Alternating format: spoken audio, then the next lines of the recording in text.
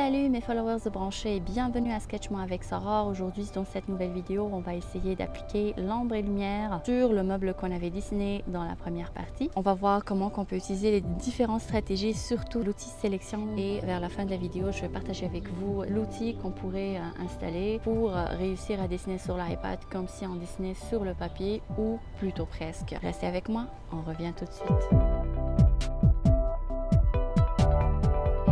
Des choses à faire, c'est qu'on va aller dupliquer le calque, comme ça on pourra toujours rattraper des erreurs s'il y en a, mais ça serait bon de le faire pour tout le monde. Donc avant toute chose, bien sûr, on va sélectionner notre source de lumière. Donc on clique sur l'outil sélection et on va sélectionner en fait à main levée la partie qu'on veut colorier. Vous allez comprendre tout de suite pourquoi. Donc soit vous pouvez vous tracer à main levée, bien. Vous pouvez tout simplement les pointer avec le stylet, les contours que vous voulez sélectionner. Et voilà, on a notre sélection de fait. Donc, on va créer un nouveau calque et on va le nommer calque ombrage. Et on va appliquer en fait un gris assez foncé, mais qu'on va jouer avec son opacité pour aller en fait créer plusieurs couches d'ombrage. Donc, on va commencer, on fait ça. Donc, on va utiliser le stylo pinceau que j'ai déjà modifié. Le stylo pinceau va nous permettre en fait d'aller dessiner comme des marqueurs tant aussi longtemps que notre stylet est sur l'écran. Si on relève la main, il va redessiner par-dessus la couche existante et ça va nous foncer en fait notre travail. Donc en premier temps, on va juste appliquer en fait la couleur tout au long de notre espace sélectionné. Pour ça, j'ai utilisé la touche sélection en fait pour me permettre d'aller dessiner sans pour autant dépasser en fait mes lignes. Okay, puis le verrouillage alpha va nous permettre aussi de faire la même chose. Ensuite, on applique une deuxième fois légèrement.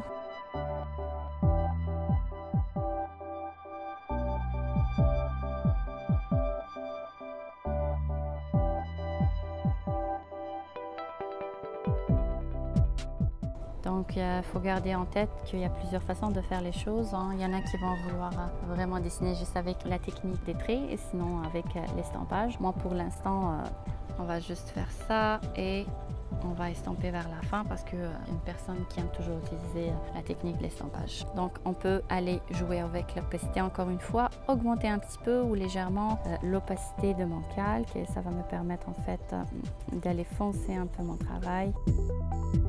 Toujours en se référant à notre image de référence. Bien sûr, la lumière est par là et donc ce côté-là doit être le plus sombre. Donc on va encore une fois assombrir notre travail et hop.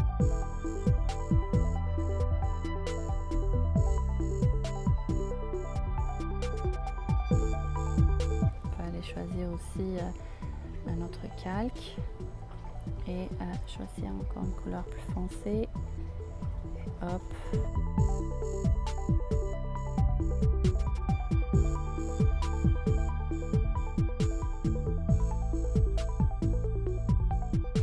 Ensuite, on revient sur le calque contour et on va sélectionner une autre partie de notre meuble, toujours à main levée, hop.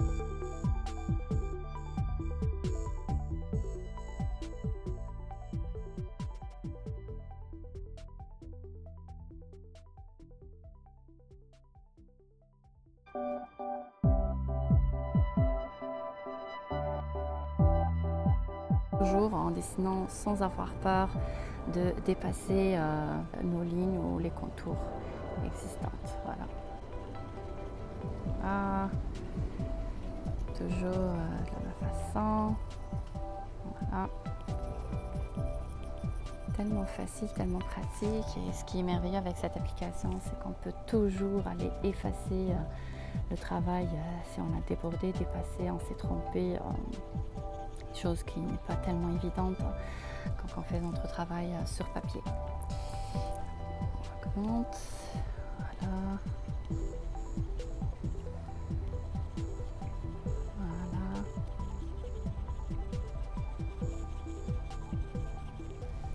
Et encore une fois.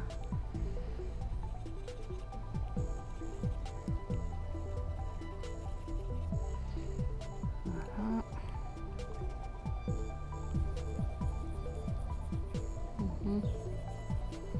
toujours suivre la logique de la lumière qui s'en vient depuis le côté gauche et donc travailler en conséquence. Une chose très importante aussi à souligner, c'est qu'il faut aller remonter le calque des contours par-dessus tous les autres calques. Comme ça, on va toujours pouvoir garder nos traits visibles. On peut aussi aller les adoucir par la suite. On tourne toujours sur le calque contour et on sélectionne, ça va sur le calque ombrage et on joue avec nos couleurs.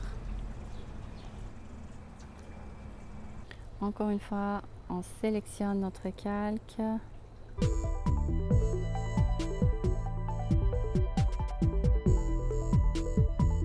Et on s'en va à notre calque ombrage et on commence à appliquer notre couleur.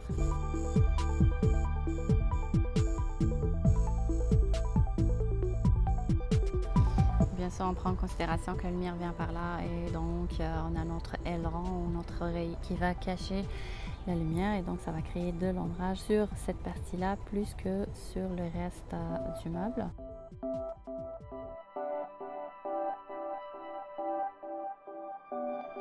Par la suite, on revient sur le calque contour et on sélectionne notre assise. La même chose, on va aller sur le calque ombrage et on applique notre couleur.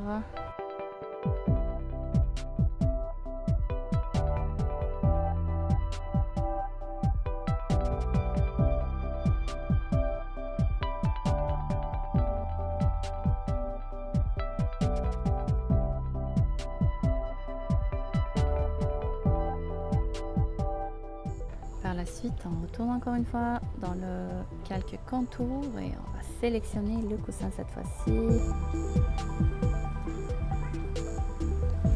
Et on revient aussi sur le calque ombrage encore une fois.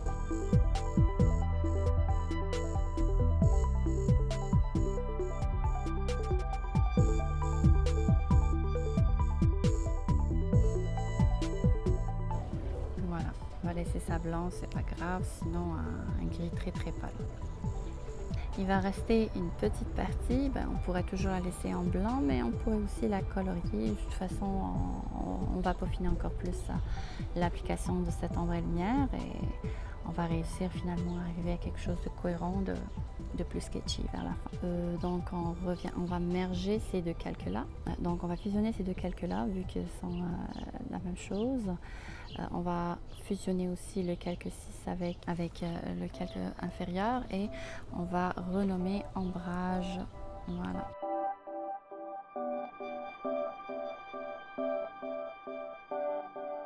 Maintenant, on va sélectionner en fait cette oreille-là. On va d'abord choisir le calque contour et on va sélectionner cette oreille. Donc, on a sélectionné et on s'en va vers le calque ombrage. Je sais pas pourquoi, ça change à chaque fois. On va faire pareil, appliquer un gris et foncer là où il y a de l'ombrage. Voilà. Donc, on a fini en grosso modo. On va maintenant attaquer les pieds. On applique de la couleur noire. La même chose. Bon, c'est pas grave si on est sur le même calque. Donc maintenant, même si on n'a pas sur l'image, si vous voulez créer de l'ombrage, donc ce qu'on va faire, c'est qu'on va créer en fait un nouveau calque. On va aller chercher l'outil sélection et on va glisser tout simplement notre contour et on va aller réduire l'opacité. Et voilà, on a en fait notre calque de fait. Bien sûr, on va rajouter un autre et aller jouer avec l'ombre et lumière encore une fois avec la même page. J'aurais pu le faire un peu plus ici. Voilà, mais c'est pas grave. C'est juste pour vous montrer comment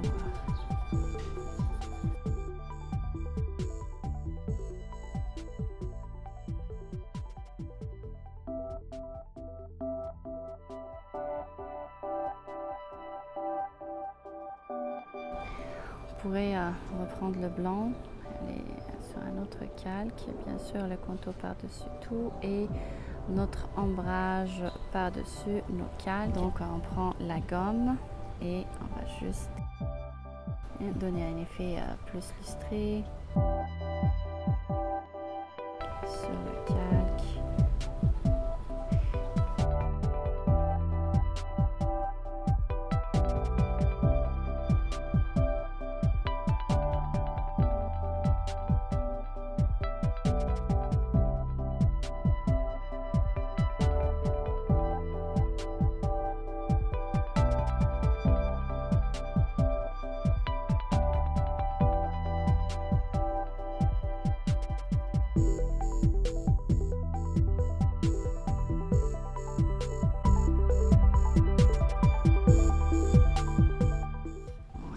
Et là, on va commencer à retoucher encore plus les formes de nos pieds. Voilà, on revient sur calque contour.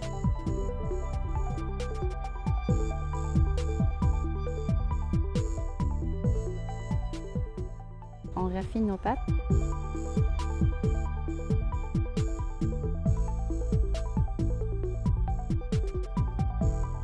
Donc on recolorie nos pattes. Par la suite, finalement, je vais appliquer la couleur blanche.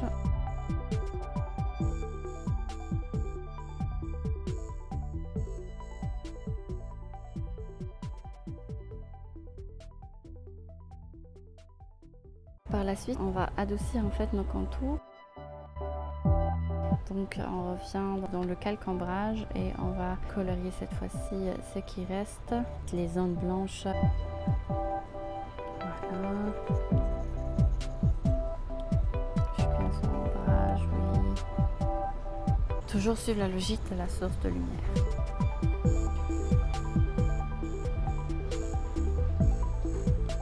Maintenant, on va toucher, teinter la luminosité et on va foncer un petit peu ou éclaircir un peu plus notre meuble. Dans le cas où c'était trop pâle pour vous, alors vous pouvez tout simplement l'ajuster comme ça. Donc nous autres, on va le foncer un petit peu plus et on peut vérifier avant et après.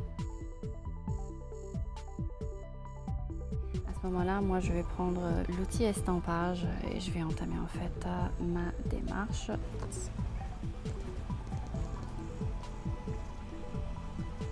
Juste légèrement vivre les choses.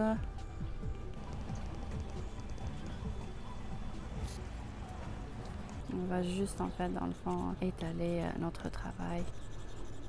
Un léger estampage, c'est pas grand chose. En fait c'est juste un croquis. Donc le but c'est donner vie à ça.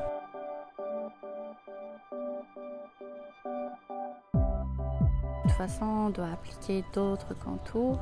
L'idée est juste de travailler vite fait.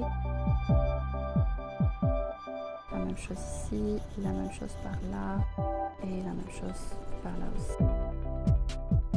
Toujours donc une espèce de blanc ici, blanc ici, blanc ici et le foncé ça serait sur ce côté-là. Donc je prends d'abord les faces.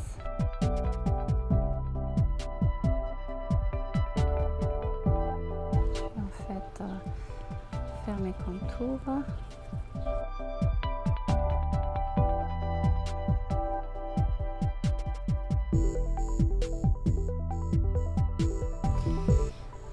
Je suis toujours sur l'ombrage. Je prends le blanc.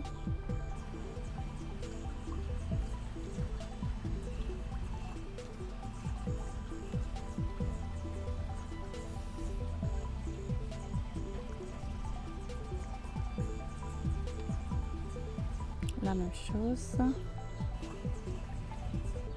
va adoucir les contours. L'équivier encore une fois.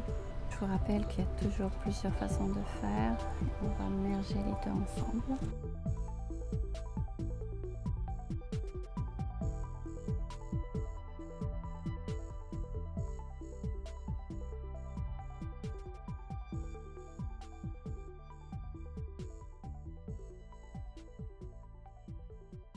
Remarque qu'il y a ici une surpiqûre de tissu et donc on va essayer en fait de donner cet effet là.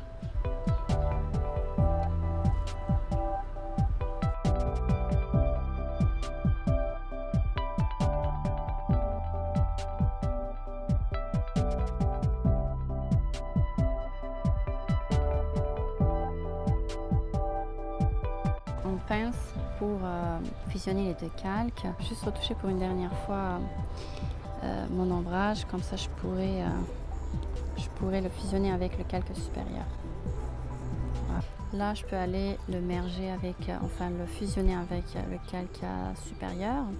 Je clique sur celui-là et calque inférieur. Voilà, là ils sont tous les deux fusionnés. On se rapproche toujours de notre dessin. J'ai un problème ici et je vais essayer de le coller tout de suite. Donc c'est le noir qu'on va prendre.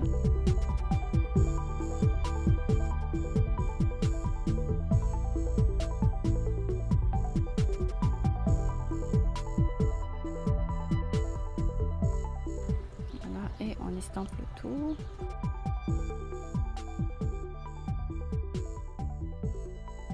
La même chose.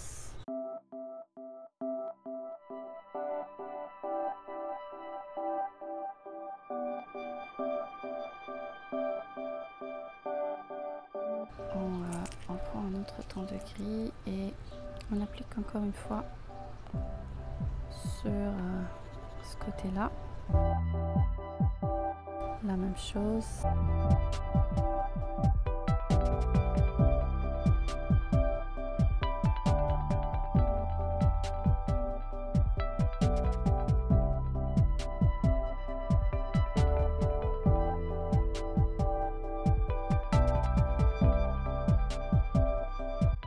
Et on recommence notre estampage.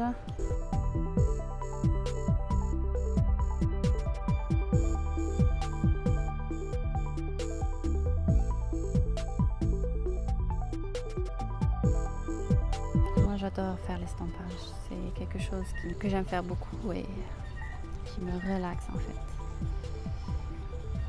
Voilà. Toujours avec le blanc.